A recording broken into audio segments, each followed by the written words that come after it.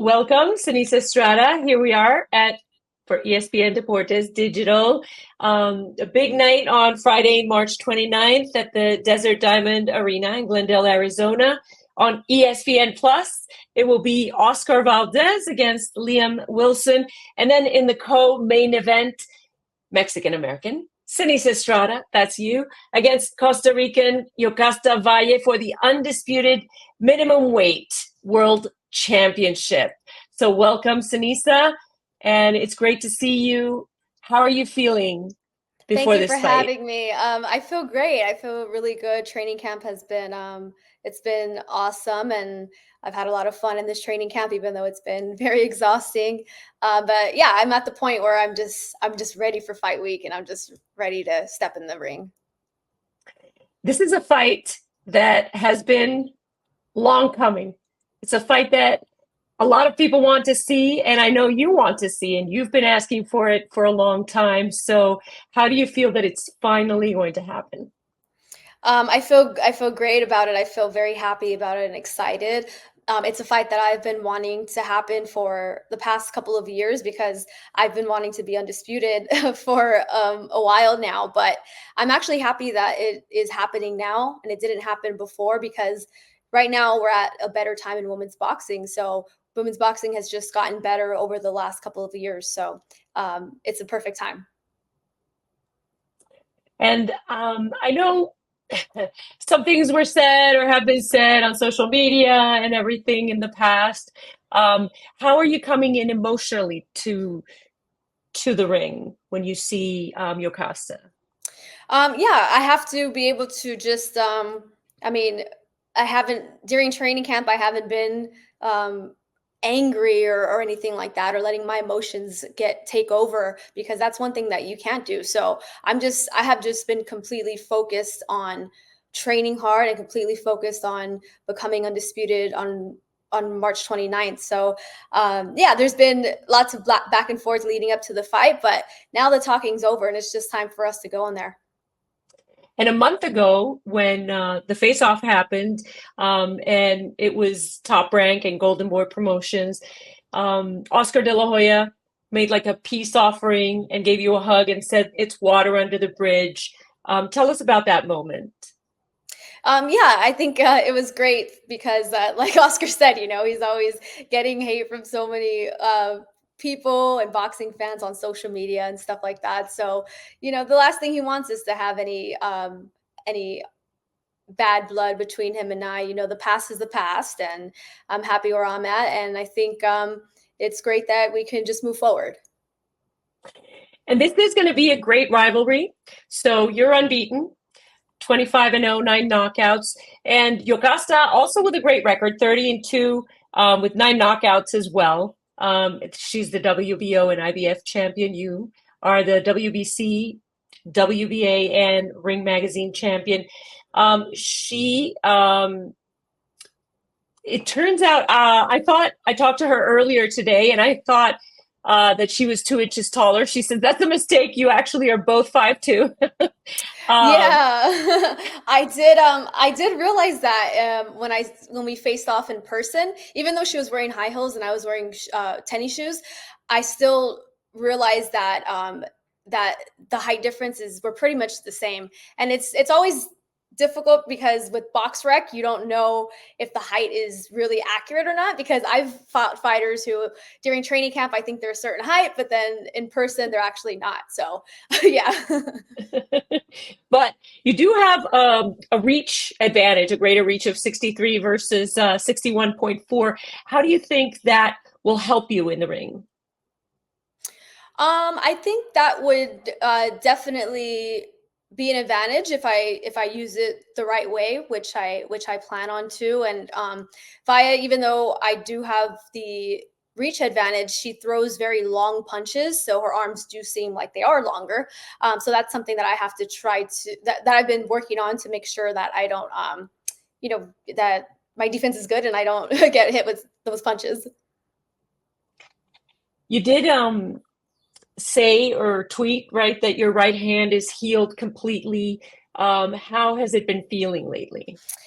Yeah, so my right hand healed very well, but the doctor couldn't guarantee that it will ever be 100%. So I'm still I still have to do therapy 4 times a week just to make sure that um, it doesn't get worse or pain doesn't come back. So yeah, it's been feeling really good, but I just have to make sure that I take care of it so that way it feels good in the fight.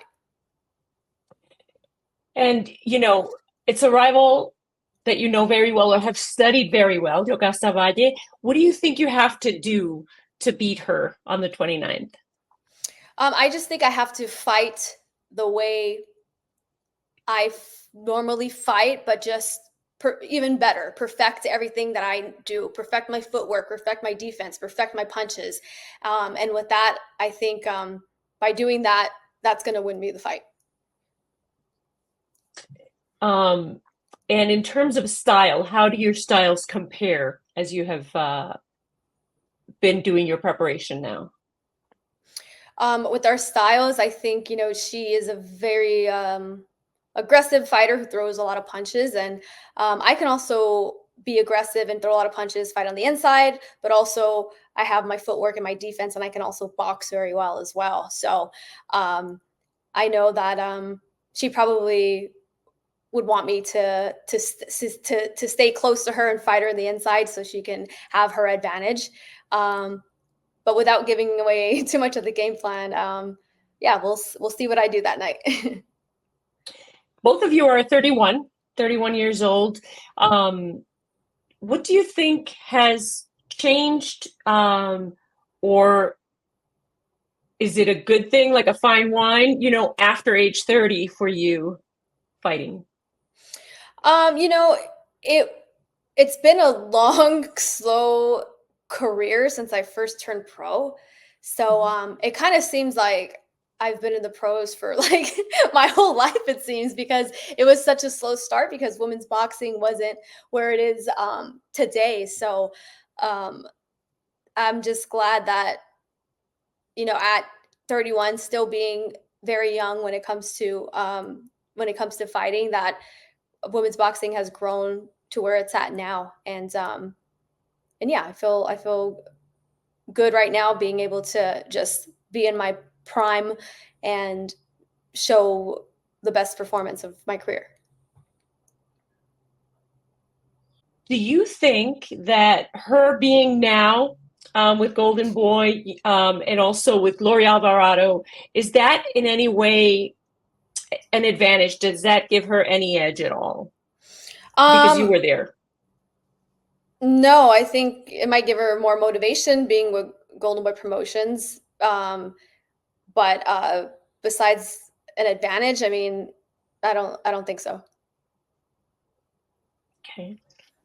Um, and you said that you are very excited about your training camp. Where have you been training now? I train at a private gym in Los Angeles. In Los Angeles. Oh, so you're close, kind of, because she's training in California as well. Yeah, she's in So Hollywood at Wildcard, so not too far away. you were talking about the time that it's been in women's boxing. What have you seen lately? Especially, we talked a year ago, but over Mhm. the past year, what have you seen that you've liked, or what have you seen that you haven't liked in women's boxing? So what I've seen the difference in is, of course, big promoters signing women, which has been great. Um, Certain women making a lot of money, which is great. And with that, it's just going to be so much help to the younger girls who are coming up in the amateurs who eventually want to turn pro, and it's helping all other women in the sport too. So we still have a lot of things to change and a lot more growing to do in women's boxing, but we're on the right path and we're getting there. So I think it's only going to get better. What are your thoughts on championship bouts for women that can go 12 rounds and 3-minute rounds? I'm all for 3-minute rounds. I wish I could fight 3-minute rounds every fight. When I first turned pro, I wanted to fight 3 minutes, even though I wasn't making any money or I was hardly making anything. That the money didn't matter to me. It was the 3 minutes. Just being able to fight that extra minute is such. Um, it makes such a big difference, and I think we should be allowed to. I think that at least certain women at the championship level should be able to decide if they want to do 3 minutes or not. And I know that this fight cannot be with those specifications because the WBC doesn't sanction those Yes. fights. So the USA Boxing put a rule into effect as of the new year, saying that trans women age 18 and older can compete in the women's category only if they have undergone gender confirmation surgery and keep their testosterone under a certain level as monitored by quarterly testing for at least 4 years after surgery. But I know you've voiced your thoughts on trans women fighting with women who are born female. What do you have to say about USA Boxing's new rule? Yeah, I still feel the same way. I just think it's just not good. It doesn't matter what their science says, and that doesn't change anything. And I think for any man should not be allowed in any sport to compete with women, not just boxing, any sport. And I think that's how it should be, and I think that's how it should stay. But unfortunately, it's a fight to keep them out of women's sports. I mean, they are women. It's just that they were men before, is what you're saying. Is that what that they are women, but they were men before? No, they're men. To me, they're men. It doesn't even with the transition, they're still men. They still have the strength of a man, and you know, the science. They could try to deny that with all the science, but that doesn't change the strength of them, and that doesn't change that they've spent years growing into a man. So how could this? What do you suggest could be done? I think that they should fight each other and have their own category. That would be great. Yeah. Have a trans category. Yes. Okay. Let's see. It is Women's History Month. So what would you say to the young girls, the young women who are looking to get into fighting or who see such a fight as this one so inspiring and see you and Yokasta as role models? Yeah, it's a perfect month to be fighting for this undisputed fight. I think you know, we just want to end the month of Women's History Month showing that women's boxing is on the rise and that there's exciting women to watch in the sport, and you know, great women to look up to in the sport of women's boxing. So yeah, I think what better time to have this fight than end Women's History Month with a bang, with a great fight. What would it mean to you, Seniesa, to have all the 5 belts?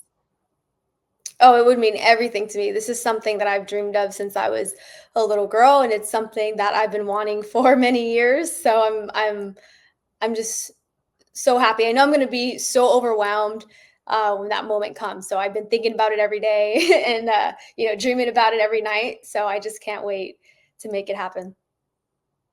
Who's going to be there supporting you in Arizona? Oh, lots of my friends and family. You know, everyone is excited about it and going to drive down from Los Angeles to watch me. So yeah, it's going to be a great crowd. Arizona has such a great fan base of boxing fans there. And a lot of Mexican Americans. Yes, exactly. So it's perfect. Great location for the fight.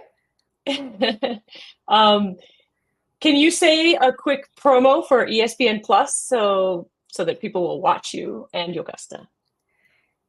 Sure. Hey everyone, it's Seniesa Superbad, and I am having my undisputed match against Yokasta Valle next Friday, March 29th. Don't forget to tune in on ESPN Plus and watch it. Perfect. All right. It was Thank you. wonderful to talk to you again.